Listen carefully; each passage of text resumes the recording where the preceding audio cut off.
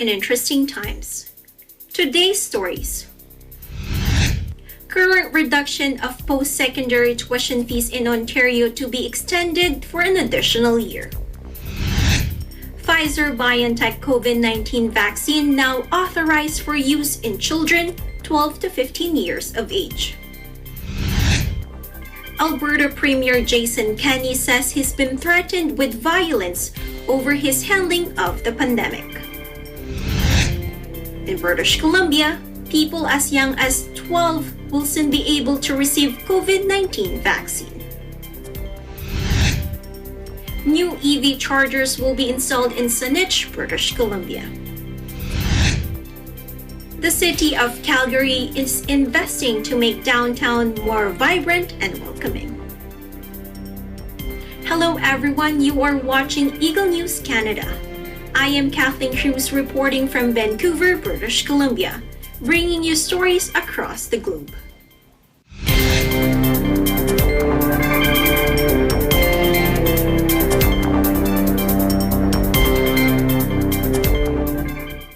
Current reduction of post-secondary tuition fees in Ontario will be extended for an additional year. Eagle News correspondent Joshua Santillana with the report. The Ontario government announced Friday, April 30th, its plan to extend the reduction of post-secondary tuition fees for an additional year. The announcement was made by Minister of Colleges and Universities, Ross Romano. Take a listen. Students and their families make significant sacrifices to attend college and university. The financial uncertainty due to the COVID-19 pandemic further underscores the need to keep college and university programs affordable. By freezing tuition, our government is continuing to reduce the financial strain on families' pocketbooks. In 2019, Ontario announced its first ever province-wide tuition fee reduction by 10%. Here's the announcement from former Minister of Training, Colleges and Universities, Marilee Fullerton. Take a look. We know students and their families make great sacrifices to pay for college or university. I am proud to announce that starting this September, Ontario's Government for the People is introducing an unprecedented 10% tuition reduction at all publicly funded colleges and universities in the province.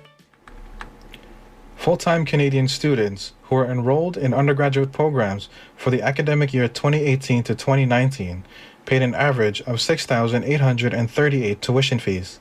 Subsequently, the average tuition fee for full-time undergraduate students in 2019 went down 5.3% from the previous academic year, averaging $6,463. Practical nursing students were promised to see a reduction of $300 for the 2019-2020 academic year, $700 reduction for the arts and science undergraduate students, and $1,120 for engineering students. The 10% reduction on tuition fees were effective for the school year 2019 and 2020, and the one-year tuition freeze was set to expire April 2021. Despite the 10% tuition fee reduction all throughout 2020, many students voiced their concerns about having transitioned to virtual learning as the COVID-19 pandemic put a stop to in-person learning. Many students hope that their tuition fees would be further lowered, as they claim that they would not be receiving the same benefits as they would if they were to participate in classes in person. Carleton University student Jasmine Dubé-Joseph started an online petition in June 2020 to encourage post-secondary institutions to take action. As per Dubé-Joseph, due to COVID-19, we cannot receive the full university and college experience we have hoped for. For new students, visualize university and college sitting in big lecture halls, forming connections with their professors, joining clubs, and connecting with new students. They will not be able to explore the campus, clubs, lectures, or meet new people. Therefore, paying the full tuition fee is unreasonable.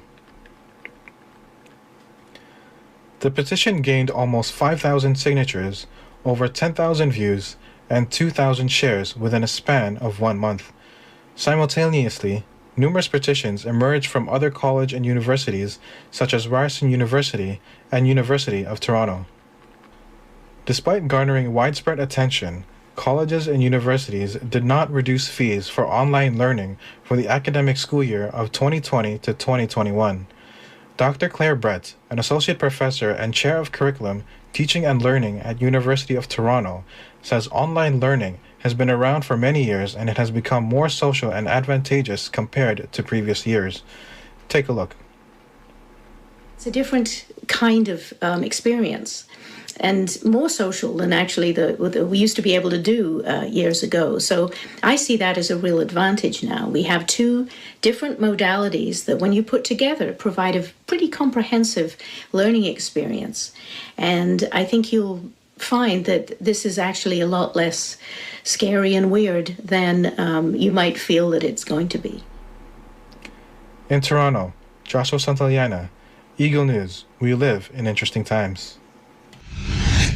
Health Canada authorizes use of Pfizer-BioNTech COVID-19 vaccine in children 12 to 15 years of age. Eagle News correspondent Kat Concepcion with the details. Health Canada authorized the use of the Pfizer-BioNTech COVID-19 vaccine in children 12 to 15 years of age. This is the first COVID-19 vaccine authorized in Canada for use in children and marks a significant milestone in Canada's fight against the COVID-19 pandemic. Health Canada received an application to expand the indication of Pfizer-BioNTech's COVID-19 vaccine on April 16, 2021. The vaccine was initially authorized for use in people 16 years of age and older on December 9, 2020. After completing a thorough and independent scientific review of the evidence, the department has determined that this vaccine is safe and effective at preventing COVID-19 when used in children between 12 and 15 years of age. Health Canada has placed terms and conditions on this authorization requiring Pfizer-BioNTech to continue providing information to Health Canada on the safety, efficacy, and quality of the vaccine in this younger age group to ensure its benefits continue to be demonstrated once it is on the market. In keeping with the department's commitment to openness and transparency, Health Canada is publishing multiple documents related to this decision, including a high-level summary of the evidence it reviewed. Health Canada and the Public Health Agency of Canada will continue to closely monitor the safety of this vaccine and will take action if any safety concerns are identified. Kat Concepcion, Eagle News. We live in interesting times. Alberta Premier Jason Kenney says he's been threatened with violence over his handling of the pandemic. Eagle News correspondent Thomas Likeness with the report. The crazies are coming out of the woodwork in Alberta, and government officials are feeling their wrath. For months, a small but vocal minority has been bleating that restrictions are unnecessary, that the effects of COVID-19 are vastly exaggerated, and some even suggest vaccines are a nefarious attempt by the government to control the population. With stricter measures now in effect in the province, Premier Jason Kenney says threats against him are growing. I stepped out of a news conference the other day, got a message from somebody saying, quotes, you will be executed for your crimes against humanity, Kenny. And then shortly thereafter, I got a message saying that, quotes, we know where your mother lives. So that was a implicit threat against my 83-year-old widowed mother who lives alone. Kenney says he's addressed the issue with his government caucus, and it's no secret that he faces a lot of opposition from his own people in his own political party for the way the pandemic has been handled. But as far as threats go, Kenney told his caucus they don't come from the party's base of support. And I said, these people are not our base. These people... We don't want people making death threats, people threatening to lock up Dr. Hinshaw, people organizing rallies with tiki torches based on the neo-Nazi rally in Virginia. Those are not our supporters. Those are not Alberta Conservatives. Those are not mainstream Albertans. Those are voices of extremism and hatred. and no political party wants people promoting violence and that kind of craziness. Kenny says he welcomes a widespread debate on COVID. He adds he totally accepts and invites voices who strongly defend freedoms and liberties as long as they don't cross the line. But Kenny says those on the fringes simply don't represent the views of the average Albertan. Some of the comments that they're making are like just tinfoil hat crowd stuff. And that's not where Albertans are. Kenny didn't answer questions about whether his personal security measures have been increased. In Edmonton, Canada, Thomas I. Likeness, Eagle News. We live in interesting times. In British Columbia, people as young as 12 will soon be able to receive the COVID-19 vaccine. Eagle News correspondent Vanessa Condi with the report. As Canada is underway with COVID-19 vaccines, BC has reached 2 million doses of vaccines given out to people. There has also been a development in the eligibility for those aged 12 and over, as Dr. Bonnie Henry has stated. Yesterday, Health Canada announced that the approval of the Pfizer-BioNTech vaccine, the one that we have the most of here in the province, is now approved for use in young people down to the age of 12. And we are working with our BC Immunization Committee and our public health team to determine exactly how then we can best immunize young people. And when the youth program is finalized, we will be providing all of the details to people. Although she has said that the COVID risks to the younger generation remain lower than the older generation, she has also mentioned that they are looking into the different possibilities in regards to the vaccines, which include making sure they can get the vaccines for ages 12 and over done prior to the end of the school year. She has also mentioned that there are studies also looking into vaccines for ages 6 months and older. The other thing we know is that Moderna is also doing a study on children as young as 6 months of age, but that one part of the study, which is the 12 to 16-year age group, has finished enrollment in March, and so we expect that data from that study will be available to Health Canada as well, and we could expect in the coming months to, if things look good, to have Moderna also available for adolescents and teenagers.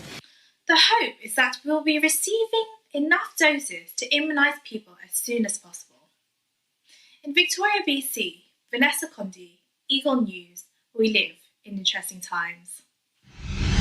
New EV chargers will be installed in Saanich, British Columbia. Eagle News correspondent Jeanette Duaza with the report. The Government of Canada announced an investment on Vancouver Island to install 22 Level 2 electric vehicle chargers at the District of Saanich-owned sites. The federal investment will be matched by the district where these chargers will be installed with a total cost of $220,000. The District of Saanich is the biggest municipality in the Capital Regional District on southern Vancouver Island. CRD has a population of 418,000. Saanich has 114,000, making it the biggest population on the island. Currently, Saanich has 7 charging stations. So far, the government has invested over $600 million to make electric vehicles more affordable as well as readily available charging stations. This is part of an infrastructure of fast chargers where Canadians can charge in the localities where they live and work, and will also be able to drive and charge their vehicles across Canada. According to the news release of Natural Resources Canada, stating, this investment supports natural gas refueling stations along key freight corridors, hydrogen stations in metropolitan centers, the demonstration of next-generation charging technologies, and the development of enabling codes and standards. The government provides incentives of up to $5,000 for Canadian consumers to buy electric vehicles to increase affordability, and full tax write-offs for businesses purchasing them. This investment is part of the government's target for a clean energy future and will support to have all new passenger vehicles sold in Canada be zero-emission vehicles by 2040. The government's continued support for green infrastructure projects are driven by Canada's strengthened climate plan, a healthy environment, and a healthy economy. The COVID-19 pandemic has caused significant loss and uncertainty, but Canada's priority remains in supporting people and businesses through the crisis and manage its impacts without losing ground on the growing threat that climate change presents to Canadians' health and to the economy. The plan will achieve both environmental and economic goals with focus on workers and their careers in a stronger and cleaner economy. Canada's Minister of Environment and Climate Change has this to say about Canada's strengthened climate plan. Every order of government, every sector of the economy, every region, every community, every Canadian has a role to play in this moment of our shared history. This plan is not an endpoint. Reaching the goal will require a sustained effort for years and decades to come. Let us be driven by the opportunity to create a healthier planet and economy that we can pass along to our children and grandchildren with confidence and pride. A healthy environment and healthy economy is your invitation to be a part of the continuing conversation and hard work ahead, and the better, most prosperous future it will deliver for all Canadians. In British Columbia, Jeanette Tuazo, Eagle News. We live in interesting times. The city is investing to make downtown Calgary even more vibrant and welcoming. Eagle News correspondent Tiffany Alasasis with the report. The City of Calgary is taking action to make downtown Calgary even more vibrant and welcoming to everyone who lives or visits Calgary. The City Council approves this plan, Calgary's Greater Downtown, a plan with an initial investment of $200 million. Mayor Naheed Denchi said, "We need to create an even more thriving downtown community that moves beyond the traditional office-based downtown central business district and instead is a dynamic, vibrant, 24/7 center of our city." This means taking bold action and making intentional investments in public spaces, supporting vibrant neighborhoods, and ensuring we continue to create a downtown that people want to live and work in. Calgary's Greater Downtown plans to develop a wide range of new amenities, infrastructure, and to build a more thriving, future-focused downtown. The initial investment of $200 million is embarked for action that will address office vacancy, improve downtown vibrancy, and support the development of thriving neighborhoods. This project will take about 10 years to be developed. A vibrant downtown is essential for attracting and retaining talent and our city's long-term success, said Trent Edwards. Harnessing the full potential of our city is dependent on creating a significantly improved tax-based downtown, which will help reduce the tax burden, where it has recently shifted outside the core, and helped us to be more competitive throughout the city. These financial investments are part of a necessary take-action approach to attract people who want to spend time living, working, and playing in our downtown, while providing long-term benefits to all Calgarians. We simply can't afford not to do this. This investment will start from 2021 to 2031 with an estimate of $1 billion. The city will require support from all levels of government to help address this 80% funding gap. City Council has directed the Mayor and City Administration to initiate a formal request to the federal and provincial governments. A thriving downtown is where everyone wants to live and be, and where businesses thrive. In Calgary, Canada, Tiffany Alisasis, Eagle News. We live in interesting times. Coming up, we have updates from the NBA. Eagle News Canada continues after this.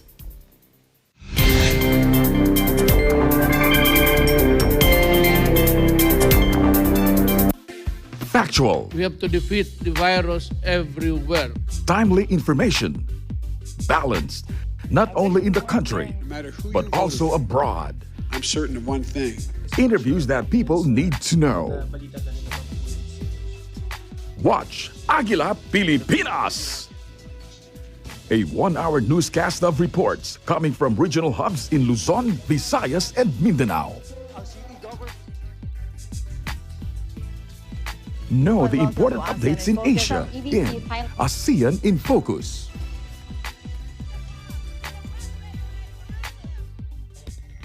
Track the latest stories in the provinces in Agila Probinsya. Tune into Mata ng Agila, the evening primetime news program of Net25. Balanced and objective, Mata ng Agila covers national and international issues, tackles news on business, health, science and technology, entertainment, sports and human interest features, and current events. And Eagle News International delivers the latest global reports, impartial, accessible, and up-to-date. It brings to fore EBC's rich international scope and access to valuable information streams. Well, thank you to thank our help outdoor. Catch these programs on Net25. You can also watch our news programs through eaglenews.ph and Eagle News Facebook page and YouTube channel.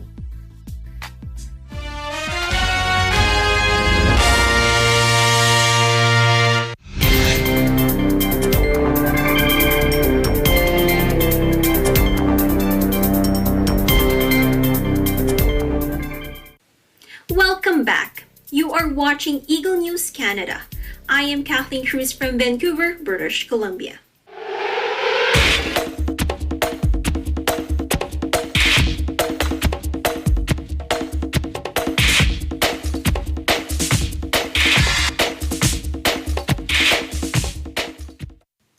This week's NBA recap includes Kawhi Leonard mixing music and basketball together, Jordan Clarkson making a statement on being league's best sixth man, Nikola Jokic not caring about being the frontrunner for the most valuable player in the league.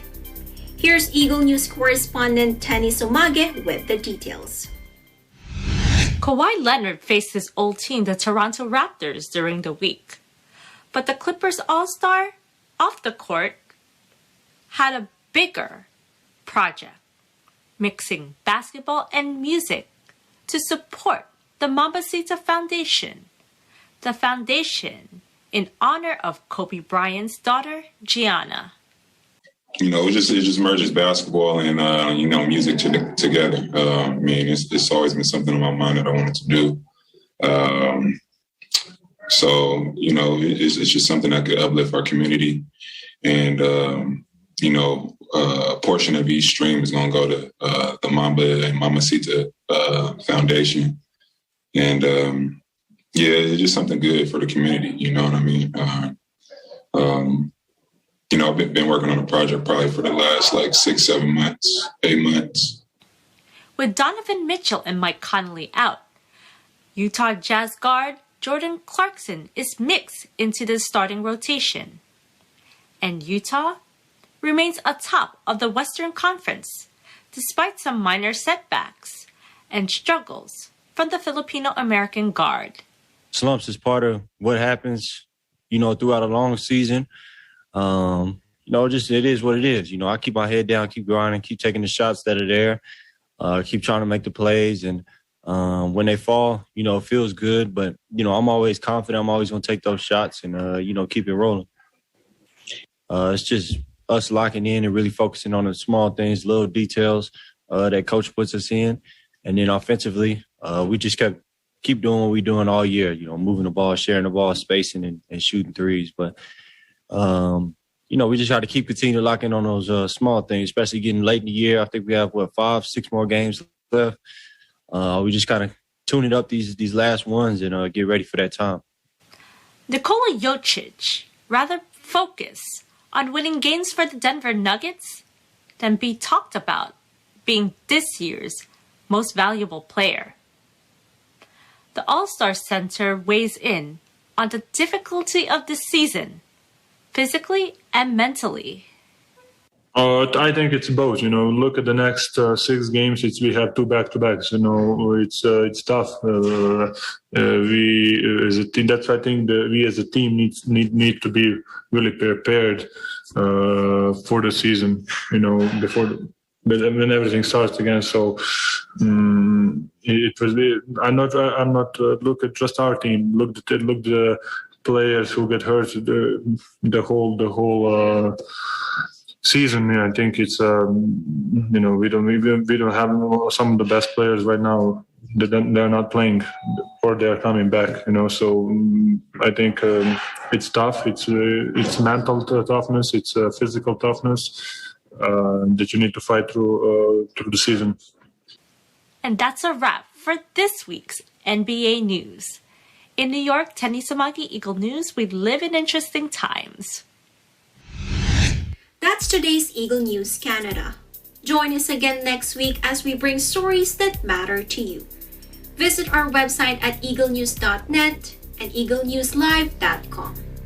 Follow us on Twitter at twitter.com/Eagle News and on Facebook at facebook.com/Eagle News. Thank you for watching. I am Kathleen Cruz. We live in interesting times.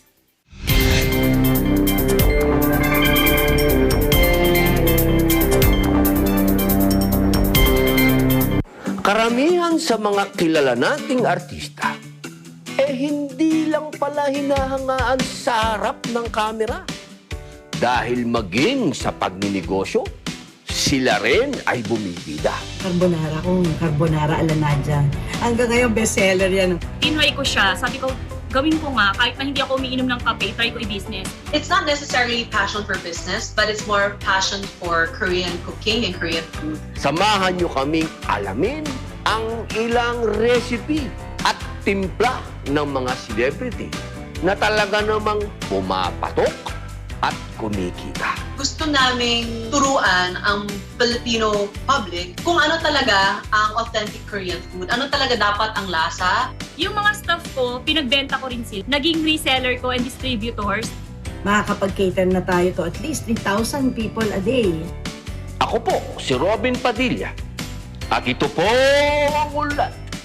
Kaagapay sa hanap buhay. Kaagapay sa hanap buhay.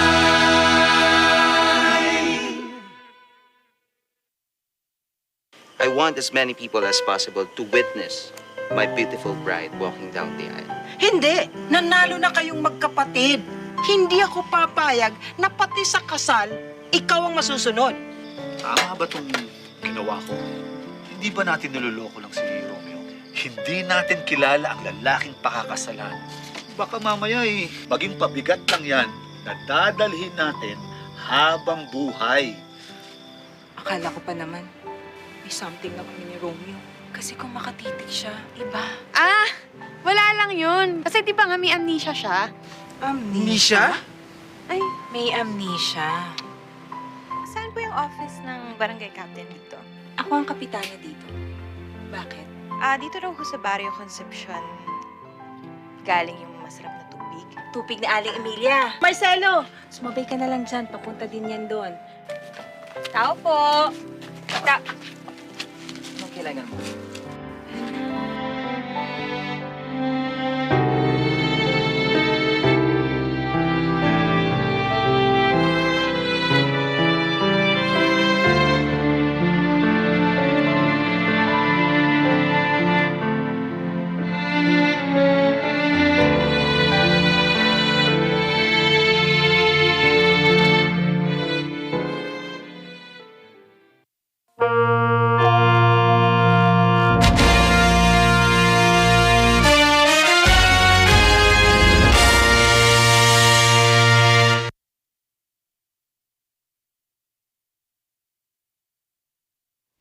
For some, it's been almost a year now, if not even longer, when the face mask has become a part of our everyday outfit. with the government restrictions in place that caused us staying at home a lot, some have learned a new skill. For example, how to sew a mask, using different fabrics and patterns to express their creativity. This gave us the opportunity to create individual masks to our own liking. But things have shifted, and in our current situation, it is now mandatory to wear medical masks, which limits us in wearing masks with our own designs. So that is why we prepared this DIY tutorial for you. This tutorial not only allows us to customize our mask, but it also comes with a function, which I will tell you more about in the end. Are you ready to be creative? Then let's get started with creating our own mask straps. For the mask straps, we need beads. Of course, you can choose your favorite shapes and colors. Nylon thread, 2 clasps, 2 bending rings, and 2 crimp sleeves.